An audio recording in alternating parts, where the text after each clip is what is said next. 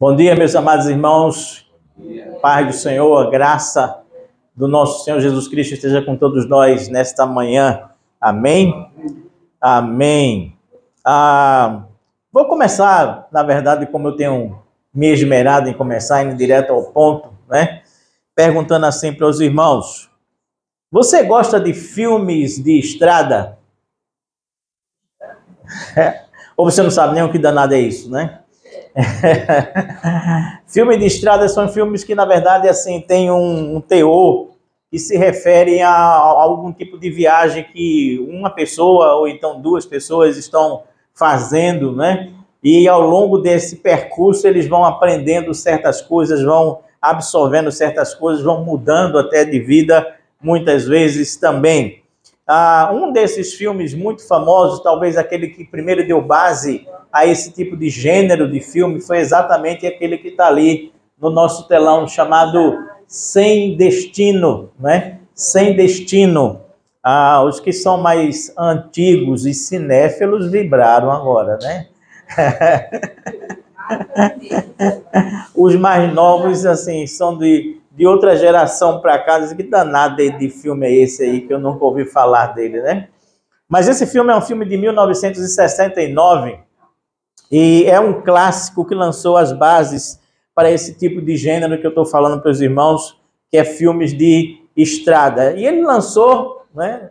Teve a condição de lançar para o mundo inteiro conhecer essa moto daí chamada de Harley Davidson, né? Que virou assim fetiche de todo mundo querer ter uma Harley Davidson. Mas esse não é o único filme de estrada que a gente conhece. A gente tem, por exemplo, um filme de 1971 chamado Encurralado, ou em inglês, se eu não me engano, é Duelo, né? E foi um dos primeiros filmes de Steven Spielberg. Steven Spielberg, que depois tornou-se famoso por outros megas filmes de sucesso de bilheteria no mundo inteiro, né? Foi uma obra-prima esse daí de filmes de tensão, filme de quase que horror, né? Na verdade, a história se passa quando um motorista, um caminhoneiro, né, resolve perseguir um carro comum ao longo de uma estrada deserta e o camaradinha do carro comum sofre, né, porque ele fica quase que matando o sujeito ali também. Mas a gente pode falar também de um outro filme chamado Na Natureza Selvagem, de 2007. Esse também é um outro filme muito conhecido, com base, inclusive, numa história real, que conta a vida de um jovem que passa por todos os Estados Unidos, chegando até o Alasca, né? Tem um final inesperado, que eu não vou aqui dar spoiler, né? Para que os irmãos possam assistir a esses filmes de estrada quando tiverem com disposição. Outro filme de estrada muito conhecido foi esse aqui, chamado Thelma e Louise. Thelma e Louise, de 1991, na verdade. Um filme que... Esse tem um diferencial, né? Porque as protagonistas são duas mulheres, né? Não são homens em filmes de estrada, mas são mulheres, na verdade. Uma história que fala de liberdade, fala de amizade, fala, enfim, de duas amigas que resolvem sair sem destino pelos Estados Unidos, e aí essa viagem delas termina se tornando uma perseguição policial a elas mesmas, né? Muito interessante também. E o último que eu quero citar se chama Mad Max, né? Aí os fãs de filmes de ação talvez conheçam um pouquinho mais. Esse de 2015, na verdade, chamado de Estrada da Fúria. Estrada da Fúria é também um filme que se passa num ambiente pós-apocalíptico e narra a história justamente desse pessoal tentando sobreviver, com megas cenas de ações, né, que todo mundo ficou encantado em ver, em assistir, né? Mas por que eu estou trazendo esses filmes de estrada hoje como uma espécie de introdução para a gente aqui? Porque é interessante a gente perceber como parece que estradas, desertos e sentido para a vida parecem se unir e se combinar de uma forma muito legal para que a gente possa refletir, pensar, entender. Então, quando você junta estrada, deserto e sentido para a vida, né? e pessoas que se lançam nessas aventuras assim, isso parece que gera bons roteiros e enredos de cinema. Mas não só no cinema, não. Eu acho que, de certa forma, mexe com a gente de alguma maneira, né? Quem é que aqui já não teve vontade de pegar um carro, uma moto e sair mundo afora? Estou vendo alguém ali balançando a cabeça com muita firmeza. Sair mundo afora, conhecendo esse mundão de Deus, né? E aprendendo mil e uma coisas com essas aventuras. Acho que todos nós já tivemos um dia essa vontade, esse desejo, né? Domingo passado eu falei sobre o que mesmo? Qual foi o tema de domingo passado? O tema de domingo passado foi 2025, não fique sentado à beira do... E eu disse que você deveria enxergar Jesus e segui-lo pelo caminho. Ou a gente pode dizer assim, eu estou dizendo, não fica sentado à beira do caminho, mas pega a estrada. Pega a estrada. Filme de estrada. Pega a estrada. Vai, prossegue, vai em frente. E hoje, no domingo passado, nós falamos sobre o cego de Jericó. Apelidado cego de Jericó. E dissemos que ele tinha 3 atitudes que fez com que ele não ficasse sentado à beira da estrada, mas seguisse a Jesus pelo caminho. Hoje nós queremos falar sobre um tema que é paralelo a esse, que, vamos dizer assim, tem a ver com o de domingo passado e tem a ver com estrada também. Ele diz assim, 2025, não deixe ninguém à beira do caminho, ou não deixe ninguém à beira da estrada. Tanto faz como tanto fez, também resolve, é a mesma coisa. Dessa vez nós queremos contar uma história relatada pelo próprio Jesus Cristo, nosso Senhor. E pasmem vocês, não coincidentemente, mas propositadamente, essa estrada que nós vamos falar hoje é a estrada de Jericó. Abra sua Bíblia em Lucas capítulo de número 10, Lucas capítulo 10, sua Bíblia, seu celular, seu smartphone, né?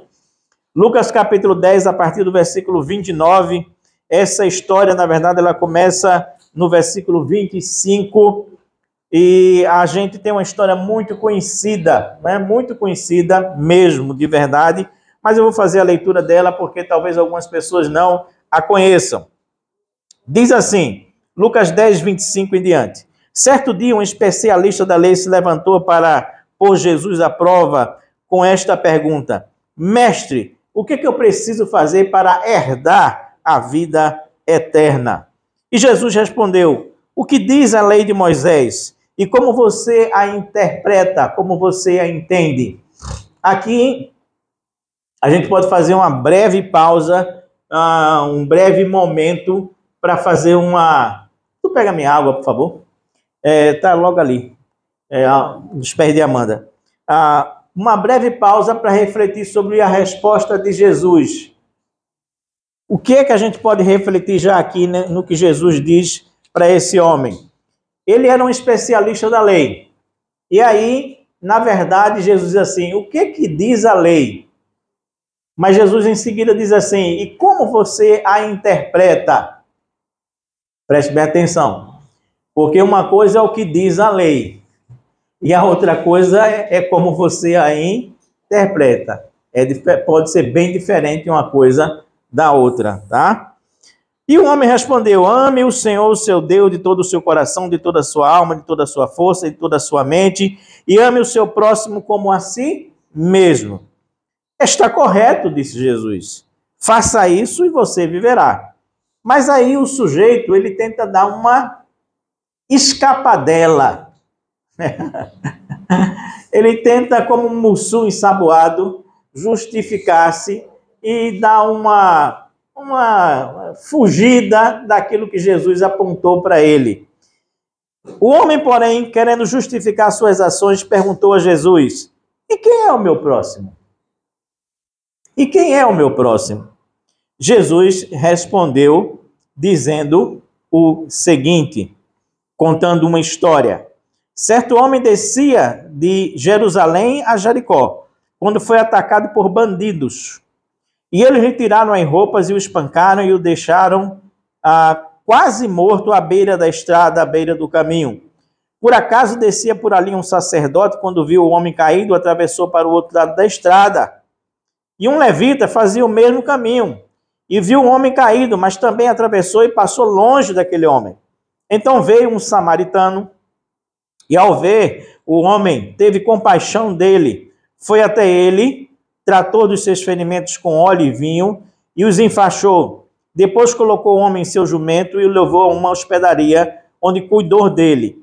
E no dia seguinte deu 2 moedas de prata ao dono da hospedaria e disse: cuide deste homem. Se você precisar gastar mais com ele, eu lhe pagarei a diferença quando eu voltar. Qual destes 3 você diria foi o próximo do homem atacado pelos bandidos? Perguntou Jesus. O especialista da lei respondeu: aquele que teve misericórdia dele.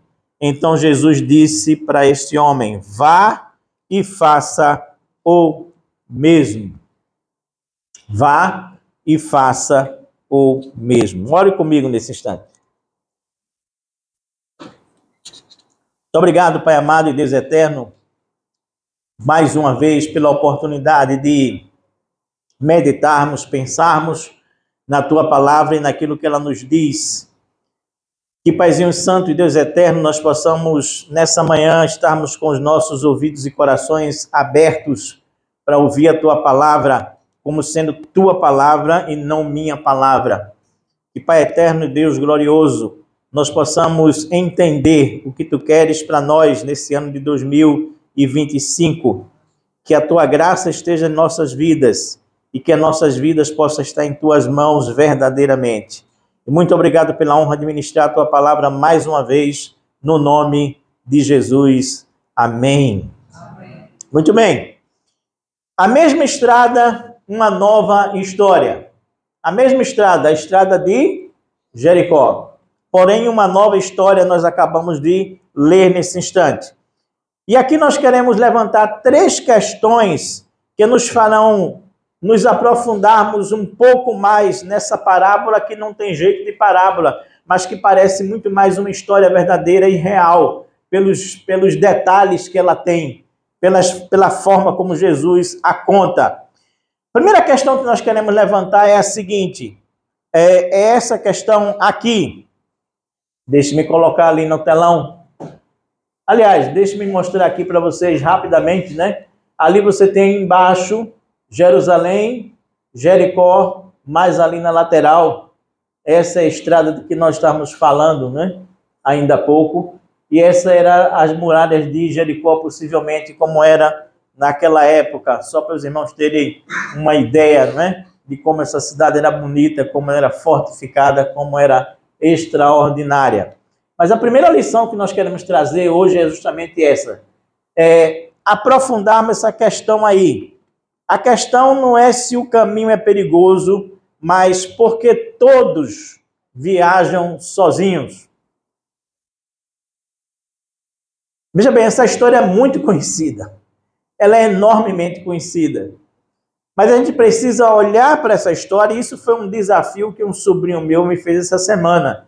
Foi dizendo assim, olha, que tal prosseguir o que você começou domingo passado falando sobre esse texto aqui, né? Que se refere também à estrada e à cidade de Jericó. Ele disse até assim, olha, vamos chamar isso de o caminho 2. Eu não adotei o mesmo tema, mas pude abrir meu coração e refletir um pouco mais e aprofundar um pouco mais as questões sobre essa estrada e essa cidade e os acontecimentos que envolvem essa cidade. Então, a primeira coisa que nós queremos dizer é justamente isso, que a questão não é se a estrada era perigosa ou não, porque em princípio era, né? Quando você lê que houve um homem que foi assaltado, que deixaram ele quase que sem roupa, que deixaram o pobre coitado numa situação difícil, semi-morto, é claro que essa estrada era uma estrada perigosa. Mas eu estou dizendo aqui que a questão não é se o caminho é perigoso ou não, mas é sim porque que todos os indivíduos que, na verdade, são citados nessa história, eles estão caminhando sozinhos. Sozinhos. não acompanhados de ninguém. Se você sabe que uma determinada estrada ela é perigosa, você vai querer caminhar nela sozinho? Não, a lógica diz que não. Você vai querer caminhar com ela acompanhado, evidentemente. A estrada que nós estamos falando aqui, que levava de Jerusalém a Jericó, não era das mais convidativas possíveis de jeito nenhum. Eram 28 quilômetros de estrada. 28 quilômetros de estrada, na verdade. Essa estrada tinha sido feita no deserto de Judá. Essa estrada era íngreme. Ela tinha um desnível de quase 1.000 metros do ponto mais alto para o ponto mais baixo. Então você imagina que em determinados momentos era extremamente perigoso aquelas pessoas andarem por ali geograficamente falando.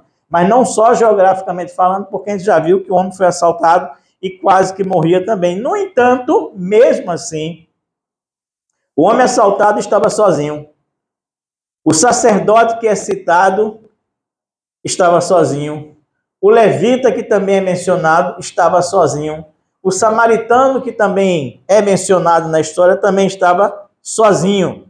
Então, o problema não é a estrada ser perigosa, mas é as pessoas estarem caminhando sozinhas numa estrada perigosa. Concordam comigo? Não é? É a primeira linha de raciocínio que a gente precisa fazer, porque havia curvas naquela estrada que não se tinha como perceber a visibilidade por trás da curva. Então podia ter uma armadilha ali. Os longos pedaços de deserto que as pessoas tinham que prosseguir, que tinham que andar, eram perigosos. Os grandes declives que tinha na estrada era perigoso também.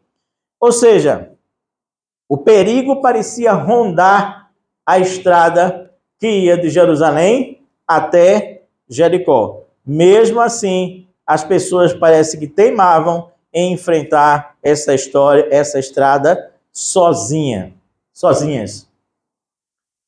Uma estrada muito longa, muito íngreme, muito seca.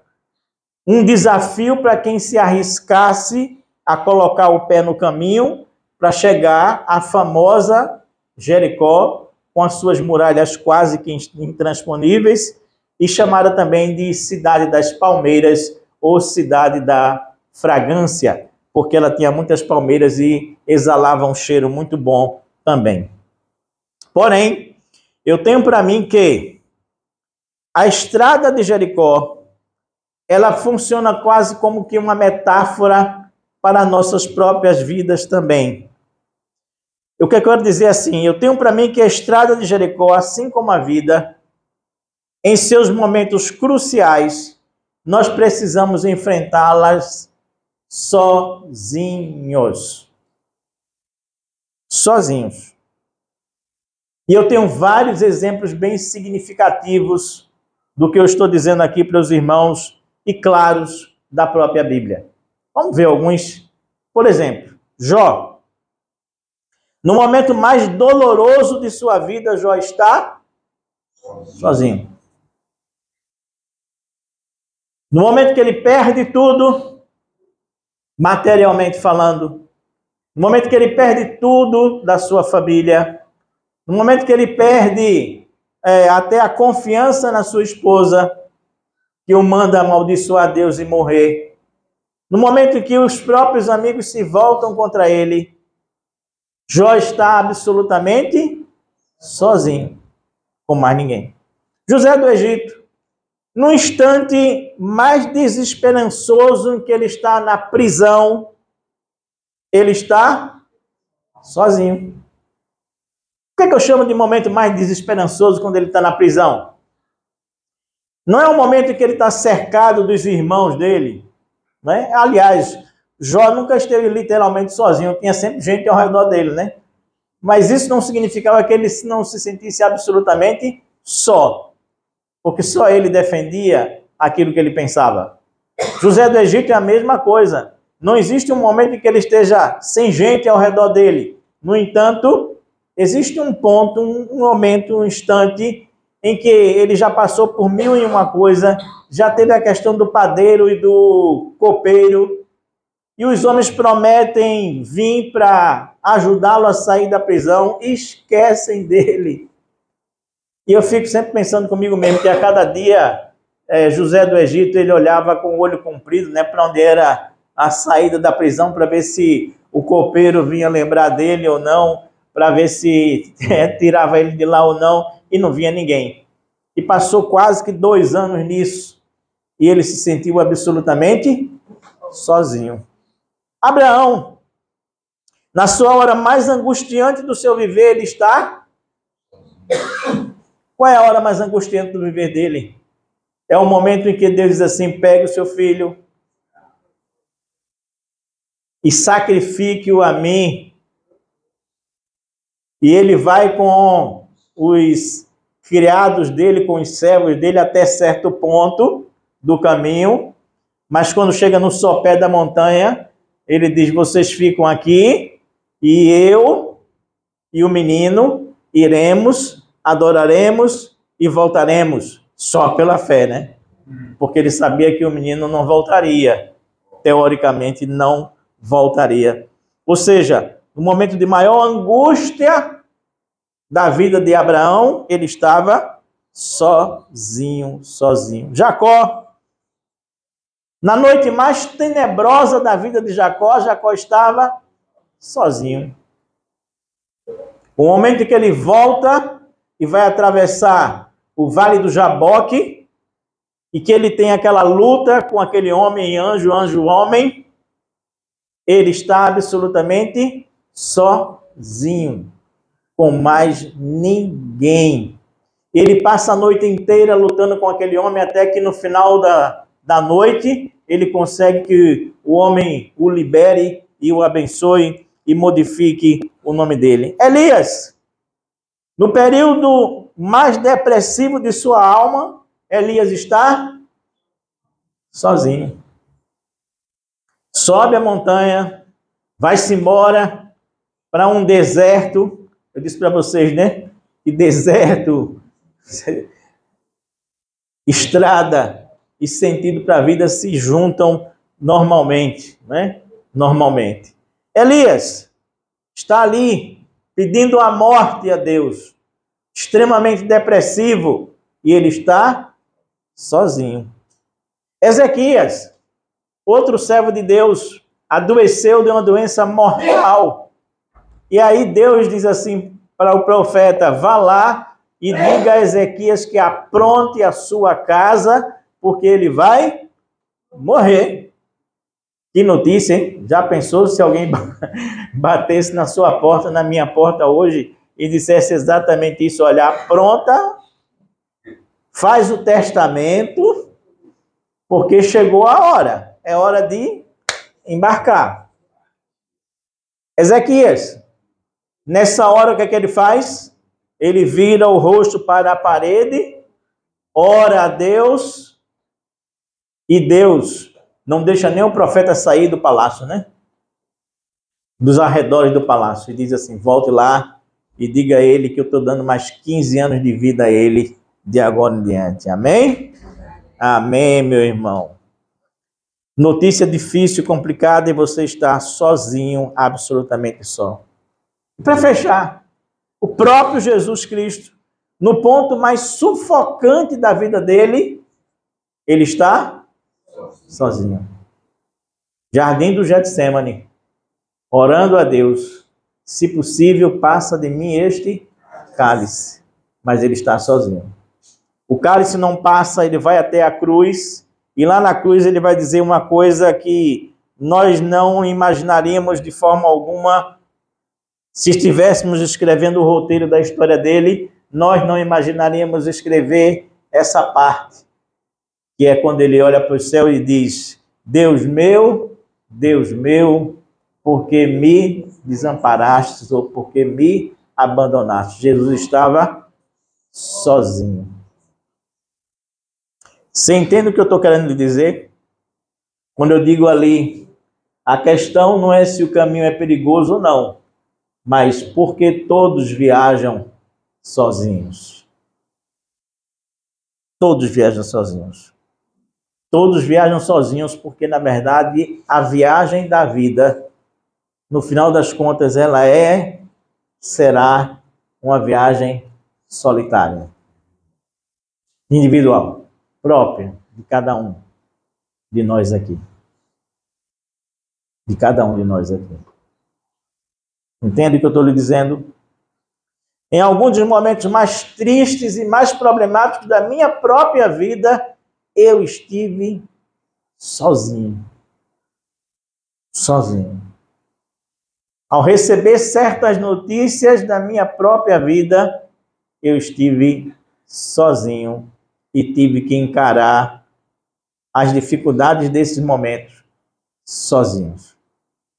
Então, o que é que eu estou querendo dizer aqui? É que assim como a estrada de Jericó era uma estrada perigosa e se caminhava nela sozinho, a vida também é uma estrada perigosa e a gente caminha nela sozinho. Entenda, esse sozinho tem uma limitação, porque Deus nunca nos abandona, apesar do seu silêncio muitas vezes.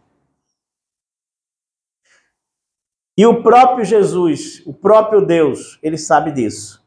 Quando Elias reclamava e dizia assim: ah, Senhor, porque todo Israel desapareceu, morreu, e fiquei eu sozinho. Aí Deus faz o seguinte com Elias. Diz assim: Elias, vem cá. Sobe aqui esse monte. Observa aqui essa campina, aí você vai ver. Aí Elias vê 7.000 luzes, como se acende na frente dele. Aí Deus disse assim para ele: estes daí são aqueles que não se renderam assim como você aos pés de Baal. O que Deus está dizendo para ele é assim: você não está sozinho. Você só não consegue ver o exército que está ao seu redor. Do mesmo jeito, foi com o profeta e o seu servo. Quando eles são cercados pelo exército inimigo. E cercado pelo exército inimigo, o servo fica meio que enlouquecido e meio doido. E diz assim: Senhor, o que a gente vai fazer agora? Aí o profeta chega e diz assim: vem cá para fora. Olha aqui em cima do monte. E aí ele ora a Deus e diz assim: abre os olhos desse menino. E Deus abre os olhos do menino. E ao abrir os olhos do menino, ele vê um exército muito maior que está por trás do exército do inimigo do que o que ele pensava. A estrada da vida, ela vai sempre nos parecer um deserto. E que nós estamos sozinhos. Mas a gente precisa abrir os olhos para perceber os exércitos de Deus que estão ao nosso redor e que a gente não enxerga. Ok? A primeira coisa que a gente tem que aprofundar nessa história e entendê-la um pouco mais é exatamente isso. Aquilo que está escrito ali. A questão não é se o caminho é perigoso ou não, mas por que todos nós andamos sozinhos. Segunda observação. A questão não é quem está no caminho, mas de qual lado do caminho está. Você já percebeu isso? O versículo 31 e 32 diz assim: por acaso descia por ali um sacerdote, quando viu o homem caído, atravessou para o outro lado da estrada. E um levita fazia o mesmo caminho e também viu o homem caído, mas também atravessou e passou longe, muito longe do homem que estava caído à beira do caminho. Esse texto ele é muito claro ao definir quem é que transitava por aquela estrada. Ele diz assim: transitava por aquela estrada um sacerdote. E quem era o sacerdote? Eram descendentes da família de Arão, da tribo de Levi. Esse pessoal, eles ministravam no templo, eles ofereciam sacrifícios no templo, eles eram comprometidos com o ofício deles. Eles, na verdade, precisavam estar ritualmente puros. Eles não podiam tocar em pessoas mortas que se tornavam impuros. Aqueles sacerdotes, se nós analisarmos direitinho, eles tinham 3 razões, pelo menos, ou aquele sacerdote tinha 3 razões, pelo menos, para não tocar naquele homem, nem se aproximar daquele homem. Primeiro, a questão da pureza ritual. Como sacerdote, ele não podia tocar em ninguém que estivesse morto, porque ele se contaminava e ele não poderia exercer a função dele. Então, era vetado a ele isso pela lei, era um requisito legal. Segundo, ao tentar se aproximar daquele homem, ele podia pensar assim, quem sabe os camaradas que assaltaram esse sujeito não estão ainda por aí escondidos e deixaram esse sujeito como uma armadilha para que, se alguém for tentar se aproximar dele, seja assaltado também. Eu vou passar longe. Sinceramente, gente, hoje em dia, a gente não faz isso, não é verdade? A gente vê muitas vezes, se a gente for por uma estrada meio que deserta, escura à noite, e vê um corpo, uma pessoa no chão, né? Você vai dirigindo ali de carro, você vai parar o seu carro, vai ligar os faróis, vai chegar perto dele, dificilmente alguém vai fazer isso. Por quê? Porque a gente tem medo de ser assaltado, de que aquilo seja uma armadilha, que isso já aconteceu diversas e diversas vezes. E o terceiro motivo era a própria indiferença pessoal dele. Ser indiferente àquela situação. Ou seja por um requisito legal, seja por uma fobia social, seja pela indiferença pessoal, aquele sacerdote ele tinha pelo menos 3 razões para não se aproximar do homem. Segundo lugar, o texto também é claro ao dizer que por ali passava um levita. Levita eram aqueles da tribo de Levi, pertenciam a uma família que era a casta que deveria servir no templo do Senhor, a linhagem que deveria servir ao templo do Senhor. Os levitas, eles eram responsáveis pela manutenção do templo e tudo aquilo que representava o templo. O que é que eles faziam finalmente? Não só cantavam não, viu, minha gente? Porque quando a gente fala de levita hoje em dia, aí todo mundo só fala assim, ser levita é tão bom. A gente canta, a gente toca, a gente toca, a gente canta, a gente canta, a gente toca, a gente toca, a gente canta. E quando a gente chegar no céu, a gente só vai tocar e cantar e tocar, tocar e cantar e tocar. Aí eu fico olhando, pensando em Deus, lá olhando lá de cima assim, vem pra cá com esse negócio pra tu ver, se tu não vai trabalhar aqui à torta e à direita, vai ter tanta estrela pra tu arrumar, tanta constelação pra tu ver, tanta coisa que tu vai ter que fazer, em vez de ficar só cantando e dançando aqui em cima. Não. Os levitas daqui da terra, daquela época, eles eram responsáveis pelos diversos trabalhos do templo. Por exemplo, eles assistiam ao sacerdote nas suas funções. Eles também cuidavam do templo, de toda a manutenção do templo. Eles ensinavam a lei às pessoas. E eles também cantavam e tocavam, como parte da função deles. Mas eles eram pessoas comprometidas com os seus ministérios. Em geral. O sacerdote era comprometido com o seu ofício. O levita era comprometido com o seu ministério. É assim que funcionava naquela época, naquele instante. Pode ser que alguém ouvindo o começo da história que Jesus começou a contar, pensasse assim, puxa, esse cara que foi assaltado é um cara de muita sorte. Olha só, o cara foi assaltado, deixado quase morto ali na beira da estrada, mas quem é que vem atrás dele? Um sacerdote. Quem é que vem atrás do sacerdote? Um levita. Olha, garantido de que esse cara vai ser socorrido. É ou não é? Afinal de contas, nós estamos lidando com 2 homens que são homens que têm como ofício servir a Deus, amando o seu próximo. Maravilha! Lé do engano. Lé do engano nesse instante, porque nem o sacerdote, nem o levita quiseram papo com aquele homem. Muito pelo contrário. Passaram para o outro lado da estrada. Foram para o outro lado do caminho. E passaram bem largo. E passaram bem de longe.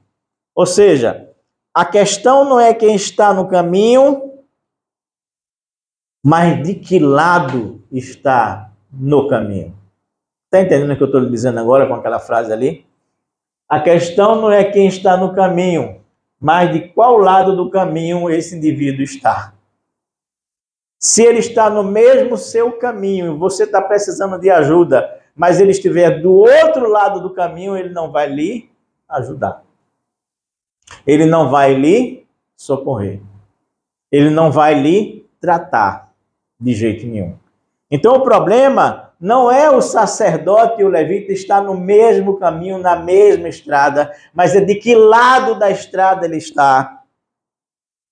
Se é o lado que é o meu lado, ou se é o lado que é o lado deles, e somente deles, egoisticamente deles, e de mais ninguém, absolutamente ninguém.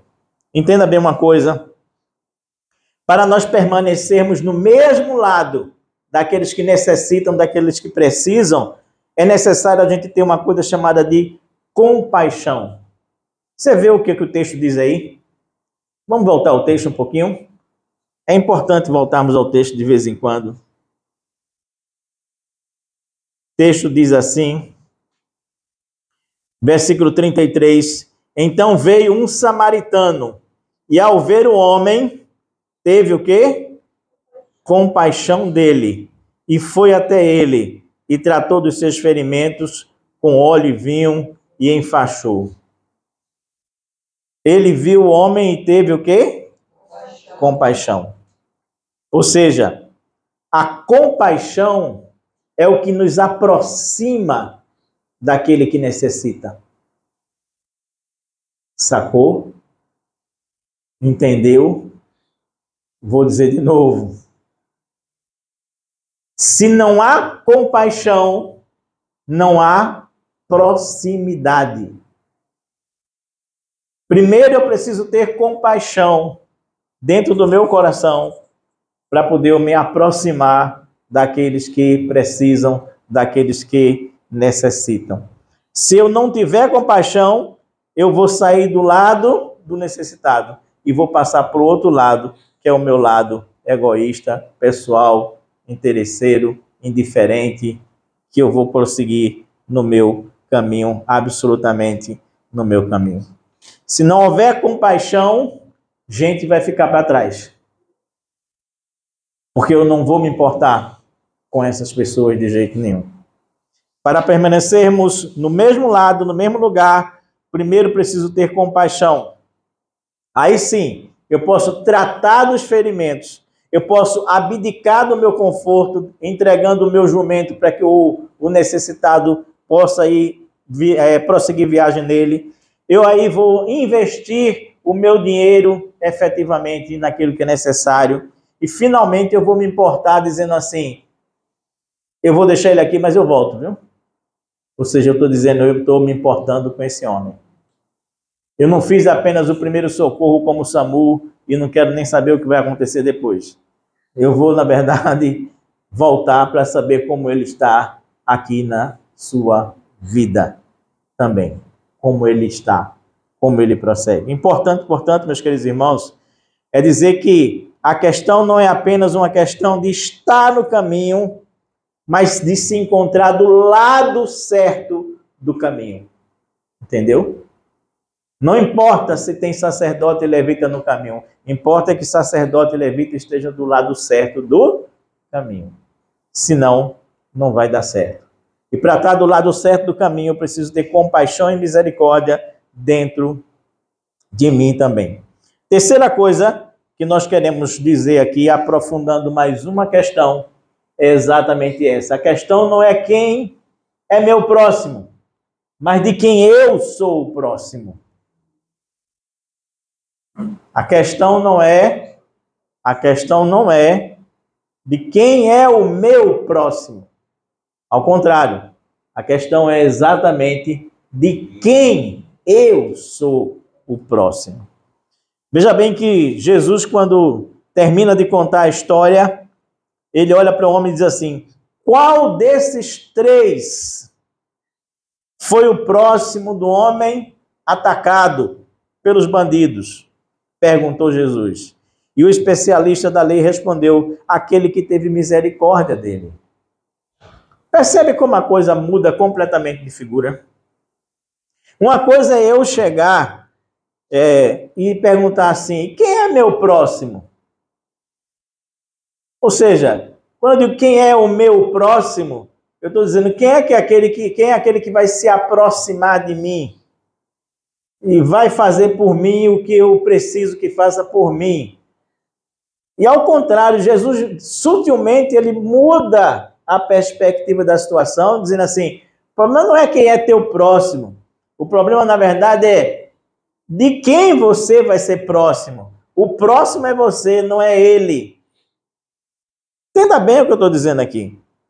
Veja bem, o homem assaltado, ele tinha condições de ser próximo de alguém? Estatalado, quase morto, nu, sem força. Ele ia ser próximo de quem, minha gente? De quem que ele ia ser próximo? Ele não tinha condições de ser próximo de ninguém. Está entendendo? Ele era o necessitado da história. Não tinha a menor condição dele atravessar uma velhinha na rua. Nem isso ele podia fazer. Porque ele mesmo é que precisava ser carregado para algum canto para receber socorro naquele instante. Então, ele não tinha saúde, ele não tinha bens, ele não tinha recursos, ele não tinha força, ele não tinha nada. Como eu disse, ele não tinha condições nem de atravessar uma velhinha na estrada de Jericó. Então, ele não podia ser próximo de ninguém. Só que quando a gente lê essa história, a gente tem a impressão, ou a gente entende, que quem é o próximo é o sujeito lá que estava esgotado, desmaiado, semi-morto. Não é isso. Não é esse sujeito que é o próximo. De jeito nenhum. O próximo é aquele que pode fazer alguma coisa por você. Por você. E esse próximo ele tem duas características. A primeira dela, que o texto fala, é que ele teve compaixão. Veja bem, a palavra compaixão aqui no original hebraico, grego, aliás, significa, na verdade, ter as suas entranhas movidas, mexidas. Ou seja, aquele homem, chamado de samaritano, ele foi mexido nas suas entranhas, ou seja, no seu interior, no seu mais profundo interior. E o texto termina dizendo que ele teve misericórdia. Misericórdia é a junção de três coisas no grego aqui: bondade, boa vontade e desejo de ajudar. Bondade, boa vontade e desejo de ajudar. Ou seja, o que o texto está dizendo é assim: existe um lugar aonde a gente tem bondade, vontade de ajudar e desejo de ajudar. Boa vontade e vontade de ajudar. Esse lugar se chama misericórdia. Aliás, compaixão. Porque compaixão tem a ver com entranhas, com lugar. Lugar. O lugar onde se encontra bondade, boa vontade e desejo de ajudar é as nossas entranhas. Se não se mexe com as nossas entranhas, a gente não se move para nada, absolutamente nada. Assim sendo, próximo é quem se aproxima, movido por compaixão e misericórdia. Próximo é quem dá e não quem recebe. Próximo é quem ajuda e não quem necessita. Próximo é quem trata e cuida, e não quem é tratado e cuidado. Está dando para entender isso? Ou está muito complicado? Porque a situação se reverte completamente aqui no final da história. Então, a questão não é quem é o meu próximo, porém de quem eu posso ser o próximo na estrada da vida. De quem eu não vou passar de largo. De quem eu não posso fingir que não estou vendo. De quem eu não posso deixar de arrastar comigo para algum lugar sem deixar à beira do caminho. A gente falou muito aqui hoje de deserto, não foi? No deserto, no deserto, no deserto, no deserto. Deu certinho com a mensagem aqui, né? Deu certinho. Eu quero dizer assim, olha, nós precisamos ser próximos daqueles que estão no deserto, daqueles que estão à beira da estrada, daqueles que necessitam da nossa ajuda.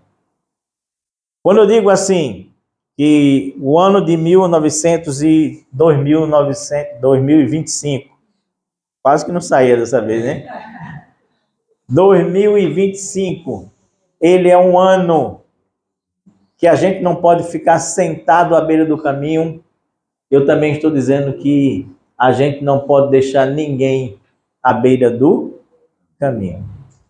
A grande pergunta hoje de manhã para você, meu amado irmão e querido que está aqui comigo nessa manhã, é assim: você precisa se perguntar, de quem eu vou ser o próximo?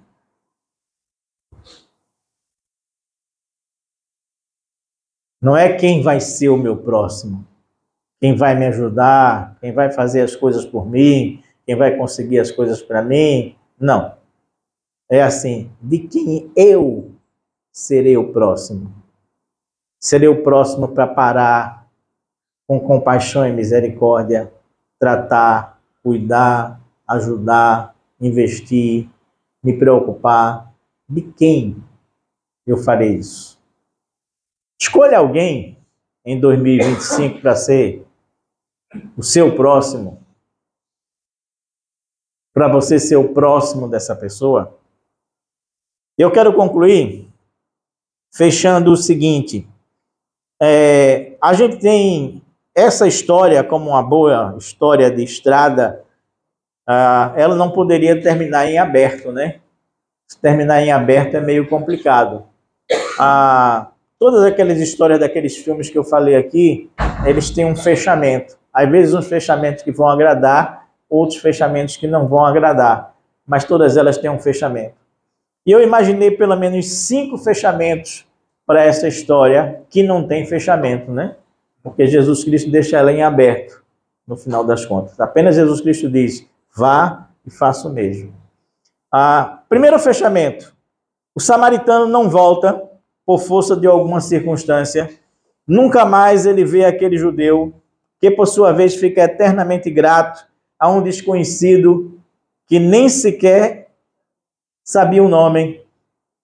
E ele nem imagina que um levita e um sacerdote passaram por ele e o deixaram ali para morrer. Porque não tinha como ele saber disso, nem o dono da hospedaria saber disso, para falar sobre isso. E nem o samaritano, que foi o terceiro que passou, viu o sacerdote passar, viu o levita passar.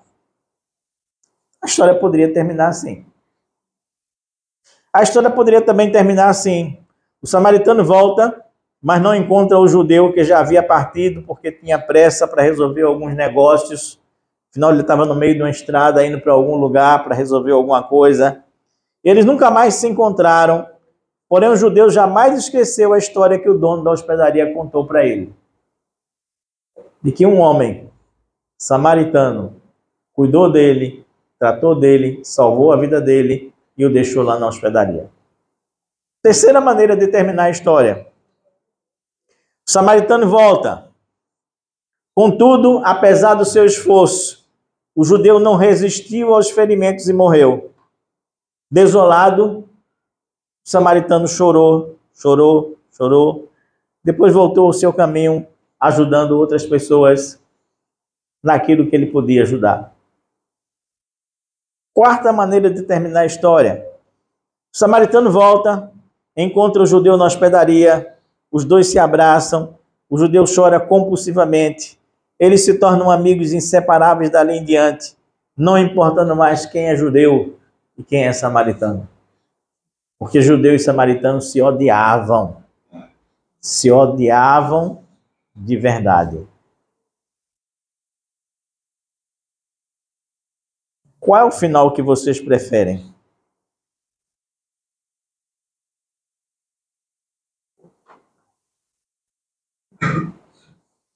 Eu disse que tinha 5 e não 4, não foi? O quinto fechamento dessa história poderia ser assim: o samaritano continuou o seu caminho, Todavia ele dá de cara com um bando de assaltantes que lhe tiram as vestes e os bens, o espancam profundamente e o deixam na beira da estrada. Ninguém o socorre e ele morre.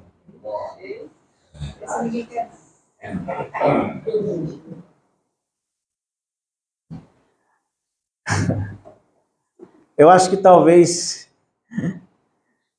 cinematograficamente esse fosse o desfecho preferido dos roteiristas de Hollywood. Mas enfim, a gente não sabe qual foi o desfecho da história.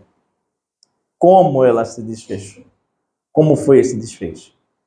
Agora a gente sabe como foi o desfecho em relação àquele homem que se considerava especialista da Bíblia.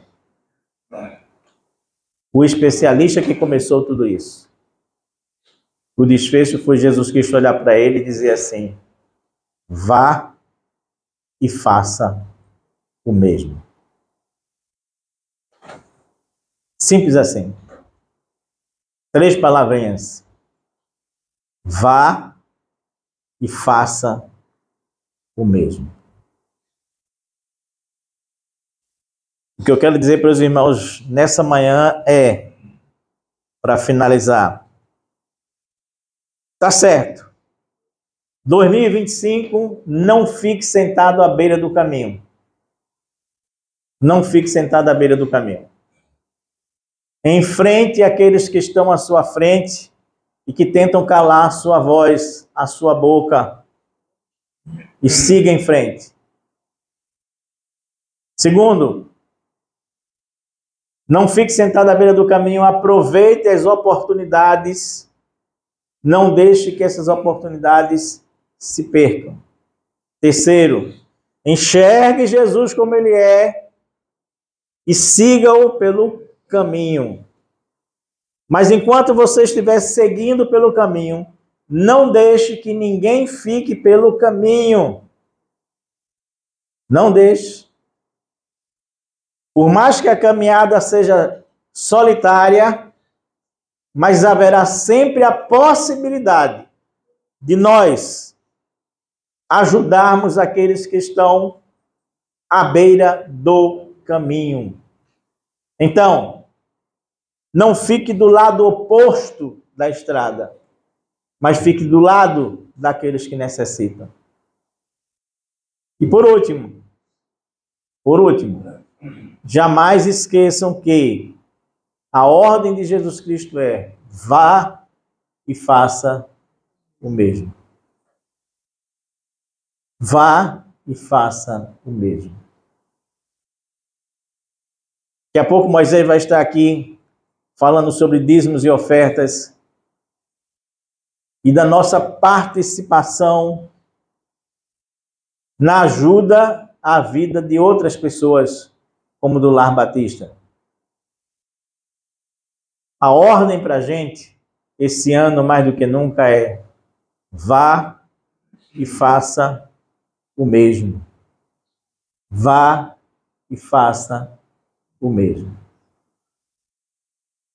2 perspectivas que nós lançamos para janeiro de 2025. Primeiro, 2025, não fique à beira do caminho. 2025, não deixe ninguém ficar à beira do caminho. Em nome de Jesus, amém e amém.